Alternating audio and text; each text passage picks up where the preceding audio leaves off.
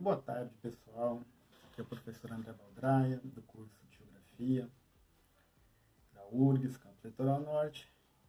Nesse caso, especificamente, vamos conversar aqui alguns elementos que a gente vai tratar nas próximas semanas, partindo aqui da pandemia do coronavírus, da expansão da Covid-19 para vários lugares do mundo, certo? Hoje é dia 30 de março e o grande debate, essa grande questão que se coloca é quando é que vamos voltar à normalidade?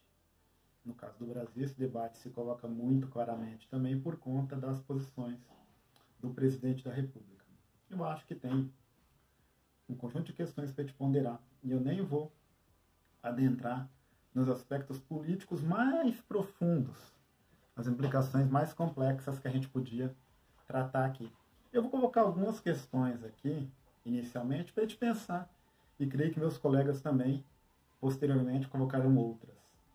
Mas, quando se fala de normalidade, qual é ou qual será o normal? Haverá um novo normal? Vamos pensar o seguinte, gente.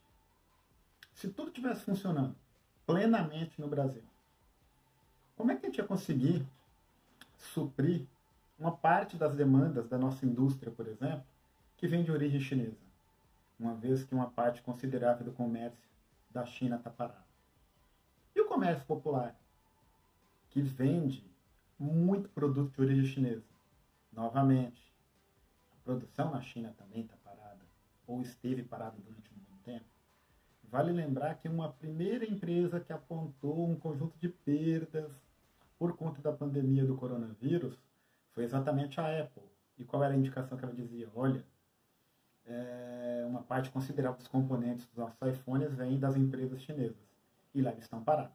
Então a gente vai ter que reduzir a nossa projeção para esse ano. Vamos pensar ainda assim, olha. Se a gente tomar como pressuposto de que o mundo é redondo, de que a Terra é redonda, os tempos certamente não são iguais para todos. Veja, se a China sair primeiro da quarentena, quais países vão ter condições de comprar toda a produção chinesa? E a quais valores? Qual vai ser o tamanho da oferta? O preço dos produtos vai cair ou vai se manter? E qual vai ser o papel da China? Ela vai suprir todas as demandas locais a um preço baixo e mesmo depois da pandemia continuar a ofertar esses produtos, quebrando assim os empresários locais? Ou não? Estaríamos aí num momento então de pensar se a globalização vai continuar do modo como está ou se vai ter um conjunto de alterações significativas? Acho que vale a pena pensar. Vamos pensar então agora nessa ideia de um Brasil funcionando plenamente. Para quais países nós vendemos nossos produtos agrícolas? Será que eles estão comprando o produto e na mesma intensidade que eles comprariam fora de um período de pandemia? Vamos pensar o seguinte. No início do ano e ao longo do ano passado, houve alguns dissabores por conta de declarações oficiais do Brasil em relação ao Irã e ao Oriente Médio. Nós sabemos por informações de que a pandemia no Irã tem sido bastante severa, atingiu uma parte do alto escalão do governo, uma grande quantidade de pessoas na população, com um conjunto grande de mortes também. Será que o Irã vai continuar a comprar o mesmo volume de frango que ele comprava da gente antes do isolamento social? Vamos pensar o seguinte também, gente.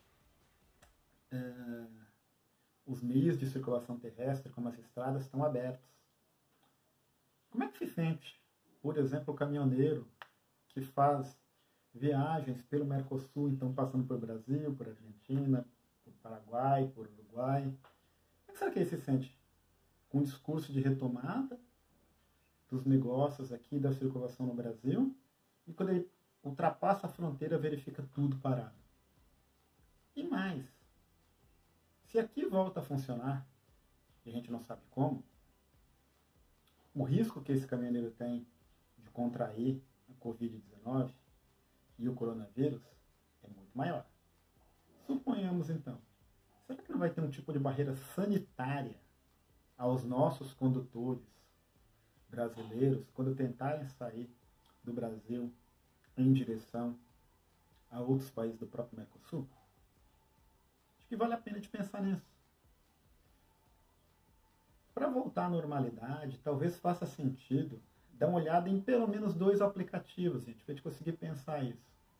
Tem um aplicativo que se chama Vessel Finder e aqui tem aquele Flight Radar.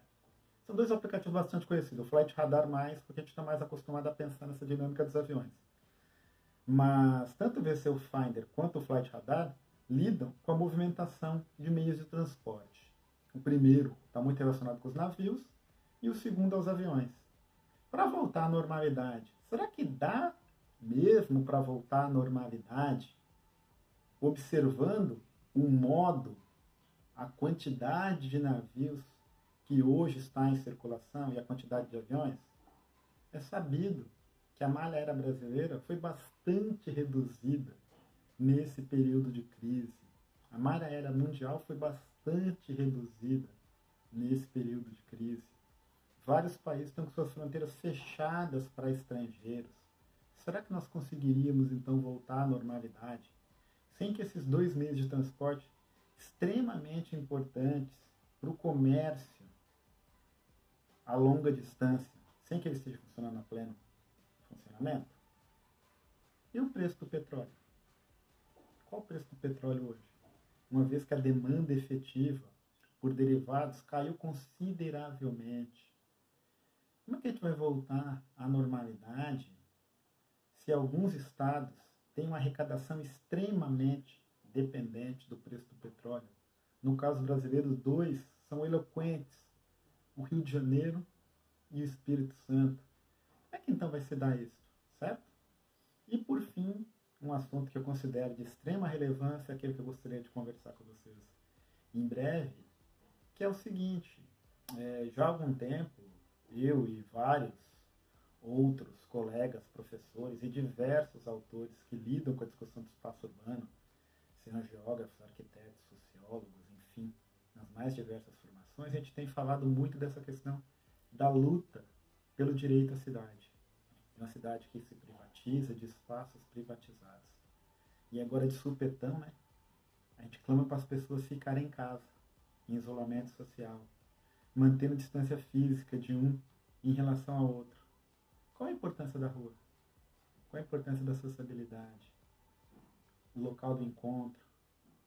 Refletir sobre a rua, refletir sobre as vias públicas, refletir sobre a calçada, sobre esse espaço do encontro, naquele de que falava Baudelaire, naquele de que falava Lefebvre, vai ser essencial nesse processo de retomada. É isso, gente. Acho que a gente tem bastante coisa para discutir, bastante elemento para refletir. E aqui na Geografia a gente vai trazer um pouco dessas reflexões que eu coloquei aqui e muitas outras mais que os colegas farão nos próximos dias. Um grande abraço para todos.